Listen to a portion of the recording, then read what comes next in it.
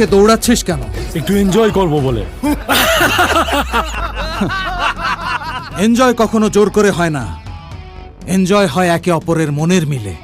কিন্তু তোরা ওকে যেভাবে দৌড়াচ্ছিস তাকে এনজয় বলে না, বলে কিন্তু আমার সামনে একটা মেয়েকে করবি, সেটা কিভাবে সহ্য করি বল? কি বলতে চাস তুই? ভারতের ফাটাকেষ্ট ছবি দেখেছিস? যদি দেখে থাকিস তাহলে আমার কিছুই বলার নেই, আর যদি না দেখে থাকিস তাহলে ওই ফাটাকেষ্ট ছবির কিছু অংশ আজ আমি তোদেরকে দেখাবো। শালার লাশ পড়বে সোজা কবরস্থানে।